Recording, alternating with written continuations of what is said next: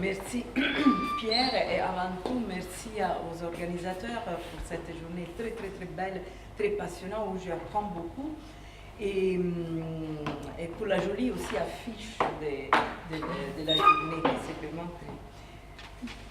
très belle. Alors, dans mon intervention aujourd'hui je me focaliserai sur la méthode psychophysique élaborée de la fin du 19e siècle par Geneviève Stebbins. Vous voyez un portrait qui est né à San Francisco aux États-Unis en 1857 et qui probablement est décédé en Inde. On ne sait pas exactement en 1914 la date et les lieux sont encore très mystérieux, on ne sait pas encore aujourd'hui. Elle était féministe, actrice, écrivain et pédagogue américaine. Stebbins était un fervent adepte des principes d'expression gestuelle du chanteur et pédagogue français François Delsarte. Principe qu'elle avait appris directement de Steve McKay, le seul élève américain du maître français. Défendant l'émancipation des femmes, Geneviève Stebbins a lutté pour leur droit à l'éducation, tant intellectuelle que physique.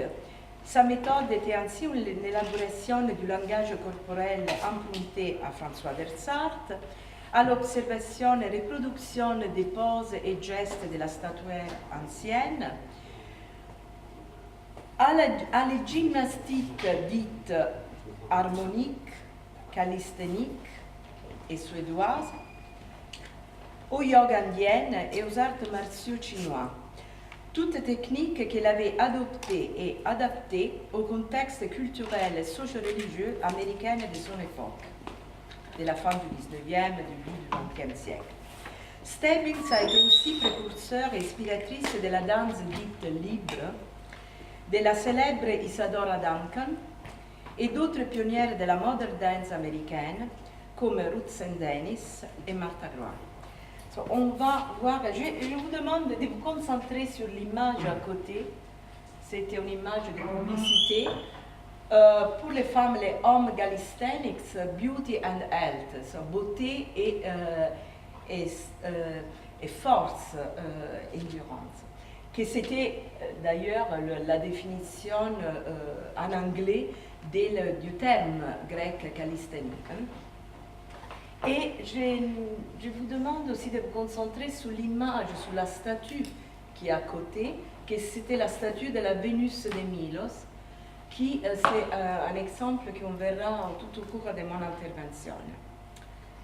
Alors, qui était Geneviève Stebbins, comme je l'ai dit, c'était une femme qui est née une jeune femme à San Francisco et à 18 ans, elle part à l'autre côté des États-Unis, à New York, pour apprendre l'élocution, le théâtre. C'est là qu'elle rencontre Steve McKay, qui était son maître et qui était l'élève direct de Delsarte. Et cette dame, vous la voyez dans cette tenue à la grecque, ces combats étaient très intéressants. Pourquoi? Parce qu'elle était une féministe engagée, mais voulait libérer les femmes, pas seulement de toutes les contraintes intellectuelles et culturelles de l'époque, mais elle partait du principe que les corps, avant tout, il faut qu'ils soient libérés. Alors, elle était une des pionnières qui a abandonné, a jeté de côté un élément, un outil très important des habits des femmes à l'époque, les corsets. Corset très important parce qu'on verra à la suite.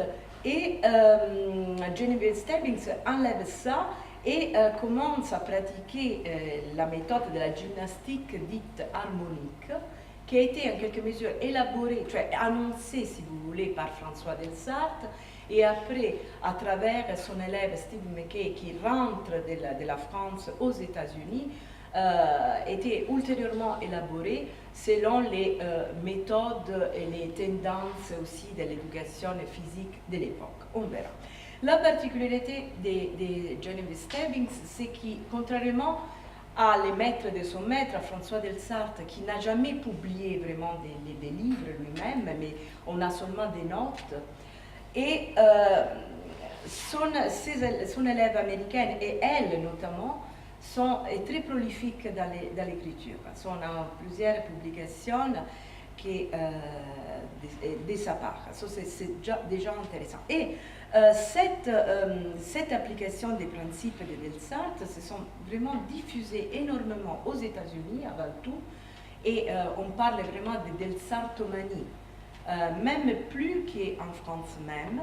Et ces méthodes, c'est pour ça qu'on parle aussi des techniques, des méthodes nomades, parce que d'originaires de la France sont arrivés aux États-Unis, sont retournés en France, mais de la France se sont diffusés aussi à d'autres parties d'Europe, notamment en Suisse, en Russie, en Allemagne.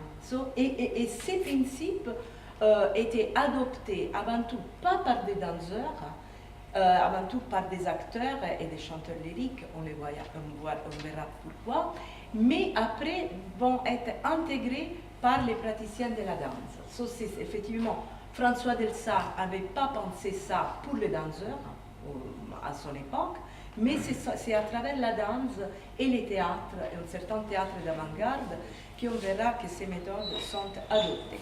On voit cette technique, elles sont nomades d'un continent à l'autre. Mais quand elles reviennent, elles sont enrichies de le contexte socioculturel dans lequel se sont diffusées avant.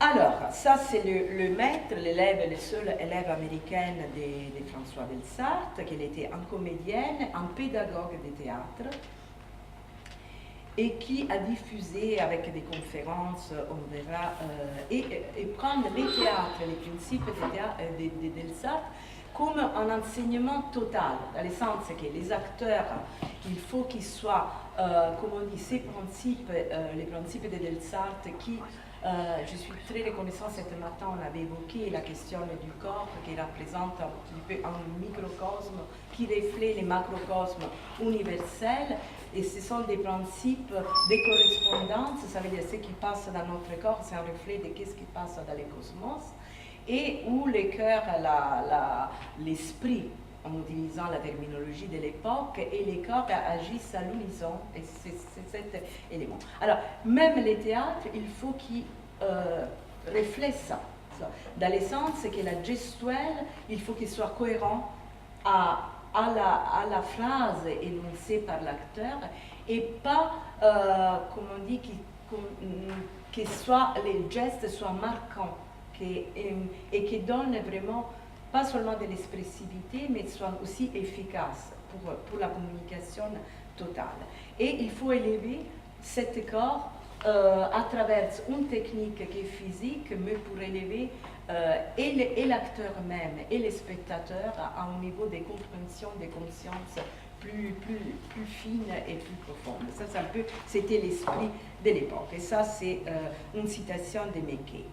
Alors, vous voyez quel type de présentation, il donnait des cours aussi, et que c'était pas seulement pour les acteurs, mais où il y avait toute cette, je ne sais pas si vous pouvez lire, mais il y avait toute une élaboration, c'était la gymnastique qui était appelée à l'époque harmonique, sous les principes de Delsarte, mais avec aussi une grande importance à l'expressivité du visage et des gestes. Et les sentiments, comme peut être l'expression des sentiments à travers des mouvements du corps qui sont très organisés. Alors, ça c'est François Delsarte, deux mots simplement pour dire qui était un chanteur à la base lyrique, qui devient professeur de chant lyrique au Conservatoire de Paris, et qu'il lui arrive une chose terrible pour un chanteur, et à cause d'un accident, perdre sa voix. Et ça, ce qui était vraiment considéré comme un handicap, deviennent les moteurs pour rechercher des autres moyens et pour enseigner à ses élèves. Et à cause de cette mutilation qu'il a eue, il commence à élaborer toute une méthode très précise sur ces correspondances entre l'esprit, l'âme, les corps, pour rendre, avec une méthode plutôt détaillée, comme les chanteurs et après les acteurs, et après on verra aussi les danseurs, il faut qu'ils expriment les sentiments avec des gestes qui accompagnent leur chant, mais d'une façon qui soit incisive et, comme on dit, et cohérente. Vous voyez ce diagramme, ça c'est une caricature de l'époque, je ne sais pas si c'est bien visible, des sept, il y a toute une symbolique extrêmement élaborée et je ne vais pas aller dans les détails parce qu'on n'a pas le temps. L'importance aussi du geste, parce qu'à chaque émotion correspond un geste, correspond aussi une expression du visage. Tout est réglé dans les minimums des détails. Et cette correspondance entre l'acte spirituel et l'acte, comme on dit, des mouvements du corps et vice-versa.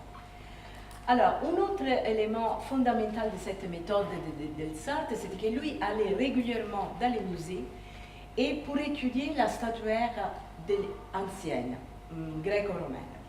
Et à travers les positionnements, les appuis, a élaboré aussi sa méthode. Et ça, c'est pourquoi c'est très important, parce que même Geneviève Stebbins reprend cette méthodologie de Delsarte.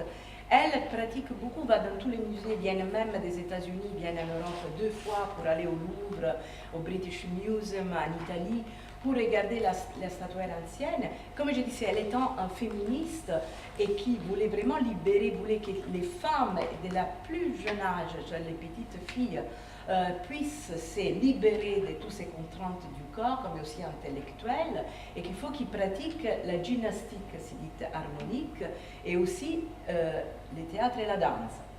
Et dans ces livres, vous voyez, ça c'est l'image de l'Atalanta, et ça c'est une photo qui apparaît dans ces livres de la fin du 19e. Elle choisit de la mythologie grecque romane des figures féminines très puissantes. Atalante, les mythes d'Atalante, je ne sais pas si vous connaissez, c'est une jeune fille qui naît dans un contexte royal grec, mais que le père voulait qu'elle soit un garçon. Mais voit qu'elle est une fille, elle a fait abandonner, la expose dans la forêt. Et cette bébé est grandi, comme on dit, est nourri par un ours. Et cet ours lui apprend le courage de se battre et les chasseurs aussi s'occupent d'elle. Et cette jeune fille devient extrêmement habile dans toute la lutte, la chasse et comme on dit, également comme les hommes, sinon mieux que les hommes.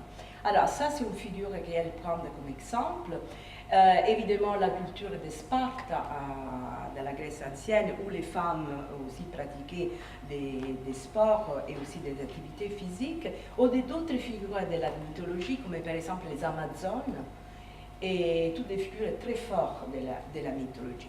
Alors, aussi l'habille, par exemple, le fait qu'on a dit qu'on s'enlève les corsets, mais elle fait cette application du principe de Delsarte avec comme on dit, les jeunes filles, il faut qu'ils pratiquent la gymnastique, mais aussi doit être une gymnastique expressive, harmonique, calisthénique, mais aussi expressive.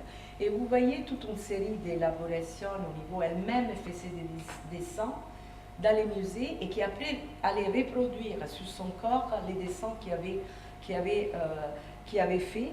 Et c'était a formé une sorte de séquence et qui devenait aussi des danses. Alors elle faisait des cours de gymnastique et de danse, mais faisait aussi des représentations où elle-même s'habillait avec des tuniques grecques, comme vous voyez, ça ce sont des images de son livre, pris dans son livre. Mais encore une fois, vous voyez l'exemple de la Vénus de Milo qui était un exemple de beauté, qui en contraste à la mode de l'époque du corset. Hein? Vous voyez ça. Et justement, elle s'intéresse aussi à les théories de l'époque médicale, et qui disait que justement, si on fait une radiographie de la Vénus de Milo, de squelette, on voit que les femmes de l'époque, à cause du corset, avaient des malformations, des déformations du squelette extrêmement importantes. Aussi parce qu'il faut bien dire que si vous essayez un corset de l'époque, pas celle-ci d'aujourd'hui, avec les baleines, les os des baleines, les choses, une femme avait la possibilité de bouger comme ça, pouvait faire ça, vous pouvez marcher un petit peu, mais aucun mouvement de cet type était possible. Et même la respiration était pas des abdominales, hein, parce qu'il n'y avait pas la possibilité d'essayer. C'est très simple. Mais là, même les femmes, à la fin du 19e siècle, comme est la situation, la morale de l'époque. Alors, on est en Amérique, on est dans un contexte blanc, hein, et à l'époque, comme on dit, le seul but d'une femme de la classe moyenne haute de l'époque, c'était le seul but d'être une épouse, une femme au foyer et la mère d'une progéniture. Alors, qu'est-ce qu'on disait les docteurs à l'époque? Il faut absolument pour les femmes faire de la gymnastique, faire des mouvements absolument, parce que c'est très dangereux pour leur capacité de procréer, d'allaiter et d'avoir des enfants en bonne santé. Mais les tendances, déjà à la fin du 19e, commencent à changer, au point que, par exemple, on commence à voir les premières femmes qui vont en vélo, par exemple, et il y a toute une série de publicités sur des corsets qui sont plus souples, comme dans ce cas, vous voyez, qui permettent de respirer et de... Alors, Genevieve Stebbings va contre cette tendance, disant non, ce n'est pas le cas. Les filles de plus jeune âge, comme je disais, il faut qu'ils pratiquent la gymnastique harmonique, et ça fait du bien à leur santé physique et psychique. Et dans sa méthode, elle avait inclus, comme j'avais dit, les principes de Delsart, mais aussi de la dite gymnastique suédoise, qui a été, vous savez mieux que moi, comme on dit, élaborée par les docteurs Ling, qui deviennent docteurs seulement ensuite, au début, n'étaient pas un médecin, mais cette technique a été élaborée grâce aussi à son rencontre avec un praticien chinois des arts martiaux chinoises. Ça veut dire un certain mercier Ming, avec qui Ling avait eu une longue amitié, vraiment plusieurs années, et qui lui a intégré dans l'élaboration de sa méthode. Alors, qu'est-ce qu'on commence à conseiller à les femmes? Encore, on est dans un contexte blanc aux États-Unis. Il faut qu'ils fassent des exercices. Mais comment? Chez eux, pour ne pas sortir en question de moralité ou des choses comme ça. Et vous voyez des exemples. Qu'est-ce qu'il faut que fassent les femmes? Pas évident, parce qu'encore on a les corsets de ce type d'entraînement chez eux. Et on commence aussi à intégrer les filles dans ces cursus de gymnastique dites suédoises. Comment? Vous les voyez ici avec les garçons, mais encore avec les corsets, et en utilisant en particulier les outils, de sorte de... Et ça, vous voyez des exemples, on est à Boston, ou des poids, comme pas loin de ce qu'on utilise aujourd'hui dans la gym, et ce type de... Mais vous voyez, les habits sont toujours encore avec les corsets et tout ça. Autre exemple, un peu plus tardif, de ce type de la gymnastique suédoise. Alors, mais la chose intéressante qui Genevieve Stebbings élabore dans sa méthode et intègre aussi des techniques prises par les yoga indiennes, qu'elle a appris à Londres, dans de ses voyages à Londres à la fin du 19e siècle. Et qu'on voit que déjà à la fin du 19e siècle, cette technique était connue, pratiquée par elle et transmise à ses élèves. Et notamment la technique du pranayama, ça veut dire du contrôle de la respiration. Ça, c'est un de ses ouvrages sur la question aussi, elle appelle les Dynamic Breathings et Harmonic Gymnastics Together, comme ensemble. Et sa méthode s'articule à travers plusieurs disciplines, notamment dans cette citation d'un de ses Nancy Reuter, celle qui s'est occupée en particulier des travaux de Stebbings, voyez, dans son école, on a 7 axes d'études. La littérature, l'élocution, il ne faut pas oublier qu'elle était une comédienne aussi, l'expressivité des arts, la physiologie, elle était aussi, lisait beaucoup des traités de médecine de l'époque, mais tout ça en application à la culture physique, à la gymnastique suédoise, à la gymnastique esthétique, les positions reprises par la statuaire ancienne et au criticisme dramatique dans le sens qu'il y avait aussi des textes qu'elle mettait en scène et qui étaient élaborés et présentés selon ses principes. Par exemple, elle a travaillé beaucoup, encore une fois, sur des figures de la mythologie et de la poésie médio-orientale. Par exemple, de la mythologie et prendre comme des pièces de théâtre qu'elle-même élabore, par exemple sur des figures comme Ishtar, que c'était la déesse suméro-babylonaise de l'amour, aussi de la guerre, ou Isis, dans la tradition égyptienne. Toujours les choix est très précis. Ce ne sont jamais des figures mythologiques soumises, ce sont toujours des figures très puissantes du féminin. Ou des poésies comme par exemple les Rubaiyat de Omar Khayyam, et ça c'est un exemple comme étaient des photos, comme étaient élaborées sur scène. Alors, les travaux de Stebbings sont diffusés dans la classe moyenne haute, aussi américaine, une grande diffusion, et même les premières pionnières de la dite danse moderne connaissaient très bien le travail de Stebbings, et même Isadora Duncan, qui dans toute sa vie s'est professée, disait que c'était un autodidacte, en réalité ce n'était pas ça, elle connaissait bien les principes de Stebbings et aussi des principes de Delsart, et notamment on sait que dans ses cartes de visite au début de sa carrière, Isadora Duncan s'est présentée comme Danz et Delsart. Et vous voyez que les principes sont les mêmes. Même Isadora Duncan allait dans les musées, regardait les statues de la tradition gréco-romaine, essayait de les reproduire aussi dans ses compositions. Elle aussi, c'était une femme féministe engagée, une femme extrêmement scandaleuse à l'époque, ce qui reprend aussi les messages, les flambeaux de Genevieve Stebbings. Et vous voyez des photos d'elle qui répondent aussi similaires sous les traités de Geneviève. Encore une fois, c'est toujours Isadora Duncan. Et ces principes étaient transmis aussi à ses élèves. So, Isadora Duncan a eu plusieurs écoles, donné des cours, que ce soit à Paris, que ce soit en Russie, que ce soit en Angleterre, que ce soit aux États-Unis aussi. Elle était américaine d'origine.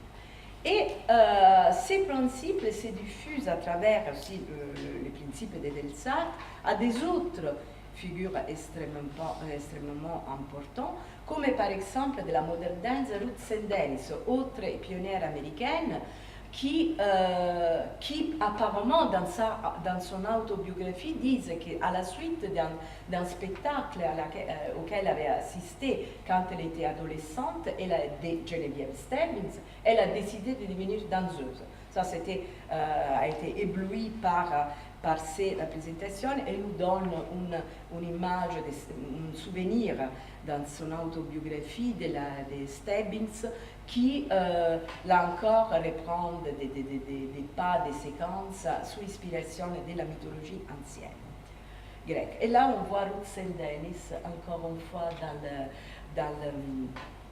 dans son répertoire, entre guillemets, grec, d'inspiration grecque. Et là, vous voyez encore, vous la voyez ici, à côté de la mer, parce que, comme on l'avait vu l'année dernière dans la semaine sur les corps, qui a été organisée par le professeur Andreu et différents chercheurs, et Pierre Philippe, la nature en mouvement, il y a aussi tout ce discours sur les lieux, pas seulement des représentations, mais aussi des inspirations, parce que ces praticiennes peut, comme on dit, transmettre leur savoir tant dans la salle de danse, dans la salle de gymnastique, mais surtout dans la nature, ça veut dire dans les bois ou comme on l'a vu à côté de la mer et tout ça. So, c'est l'idée de nature qui vient s'investir de toute une série de significations qui à la fois, comme on dit, spirituelles et qui, comme on dit, qui inspirent l'artiste praticienne et aussi gymnaste, parce qu'il y a tout un discours aussi sur la pratique physique, que ce soit de la danse ou de la gymnastique, qu'on l'appelle harmonique, calisthénique ou suédoise, comme vous voulez, mais c'est important, c'est de former les corps, de les maîtriser et en même temps de permettre au corps que ce soit l'outil et l'instrument majeur de son expression qui reflète aussi, il y a aussi un côté mystique, si vous voulez, hermétique et à la fois aussi occultiste, de cette affinité du néoplatonisme avec les macrocosmes et les microcosmes. Il y a tous ces éléments-là qui sont aussi typiques de l'époque, le magnétisme, toute cette tendance aussi occultiste, théosophiste et de la fin du 19e. Là, vous voyez Ruth St. Denis, qui notamment était plus célèbre plutôt pour sa production de réélaboration de danse indienne. C'est à travers ça que moi je fais des études plutôt sur sa production. Mais là aussi l'Inde intervient parce qu'il y a les pratiques yoga, mais là aussi cette idée de la spiritualité, il y a aussi cette idée de le langage des gestes qui est codifié et qui a en commune entre la danse et la statuaire aussi symbolique. Voilà, je vais passer vite fait, ça c'est avec Ted Schoen, tous ces 5 minutes qui restent. Alors, Ruth St. Denis a c'est les couples, Ted Schoen et Ruth St. Denis sont couples dans la vie et dans la vie artistique. Mais aussi dans la vie, et tous les deux sont des grandes, comment on dit, suivent les cours des élèves de Steve McKay américaine, de François Delsarte, et autres être les pionnières de la danse moderne américaine, eux-mêmes ont fondé une école, la Denis Schoen School and Company, où transmettez ces principes de Delsarte, la gymnastique harmonique, la calisthénie, avec toute cette production si dite d'inspiration indienne. Et ça, c'est un exemple en 1915, le début de la... Et ça, c'est Ruth St. Denis, habillée à l'indienne, qui transmet ses cours aux élèves. Vous voyez encore là les classes qui sont ouvertes à tout, garçons et filles, mais aussi des classes qui sont destinées aux mères de famille, à les dames qui veulent venir et pratiquer un peu de la culture physique. Et ça, on est au début du XXe siècle. Et là, vous voyez aussi, comme en Geneviève Stevens, ces éléments de spiritualité, de culture physique, mais aussi d'expressivité, des théâtres et des danses qui vont ensemble, même dans les propositions et des spectacles, et aussi pédagogiques du couple Ruth St. Denis et Ted Schoen. Mais une autre figure fondamentale du développement de la modern dance, de la danse moderne aux États-Unis, c'est Martha Graham, qui était élève de l'école de Ruth St. Denis et Ted Schoen, et qu'elle élabore ultérieurement à sa façon la technique apprise dans l'école Denis Schoen. Mais là, c'est intéressant, on voit la présence de la psychanalyse. Alors, elle reprend des motifs, pas dans toute sa production, mais en certaines parties de sa production, de ses chorégraphies, de la mythologie ancienne. Elle aussi met en scène des figures féminines extrêmement puissantes comme Jocasta, Médée. Et elle investe avec cette signification aussi de la psychanalyse, la recherche de la... comme on dit, dans les rêves, dans les mythes, les mythes tels qui étaient commencés à être élaborés par Freud. Mais voyez aussi, encore une fois, ça change, ça a changé énormément. On n'a pas plus de corsets comme dans le 19e siècle, même dans la pratique de la danse. Ça, c'est fondamental pour le développement de la technique aussi, qui permettent toute une série de mouvements. Et là, vous voyez une production de 1930, Lamentation, qui est plutôt célèbre. Et vous voyez tous ces principes élaborés ultérieurement avec aussi des tissus. Entre-temps, on a les jerseys qui commencent à circuler, même l'élaboration, les changements des techniques dans les métiers à tisser aussi, qui fait, la lycra verra après, mais qui permettent une grande flexibilité des tissus, qui permettent aussi des mouvements particuliers. Avec Pierre, l'année dernière, on avait aussi fait une journée d'études sur cette chorégraphe français, Jean Sepon, qui était élève de Curiose de la tradition allemande. Les principes de Delsart, comme je disais, sont diffusés aussi en allemand. Ça, c'est Curjos, célèbre chorégraphe, Pina Bausch, très jeune, Jean Sepon. Et Curiose étaient les profs aussi de Pina Bausch, qu'on voit tout jeune dans les années 60, dans une de ses productions, ça et Jean Sepon, qui, moi j'étais élève de Jean Sepon, c'est lui qui nous a transmis quand il était à Rome, les principes, nous a parlé des principes de Delsart, que lui avait appris, pas seulement en France, mais surtout, et de la danse indienne qu'il avait pris en Angleterre, mais surtout, lui était aussi élève de Jamel Anik, qui faisait de la danse, de l'élaboration de la danse javanaise, de Ram Gopal, qui était un danseur indienne, mais surtout avec Ted Shawn. Pourquoi Ted Shawn? Ted Shawn, dans son école, on voit Jean Sepron, le deuxième à gauche, avec Ted Shawn au centre et des autres chorégraphes américains, qui lui-même était un adepte, comme je disais, des principes de Delsart, et lui-même a écrit un livre extrêmement intéressant sur les principes en anglais, Every Little Movement, sur François Delsart. Et cet enseignement de Delsart arrive en Suisse à travers aussi Émile Jacques Dalcroze, la rythmique, que vous connaissez très bien, les Monte Verita, à travers aussi Rudolf von Laben et Mary Wigman, qui étaient aussi à Monte Verita et qui ont appris et transformé, élaboré ultérieurement les principes de Delsart. Et moi-même, j'ai reçu ça à travers Jean Sepon, élaboré de Jean Sepon, mais avec la directrice de notre école de l'Académie nationale de danse à Rome, qui était une russe et qui avait appris les principes de Delsart en Russie, parce que l'école d'Alcroze était très diffusée aussi en Russie, et elle l'a fini. J'ai fini de ça, juste pour introduire aussi le travail de Nathalie Gothard.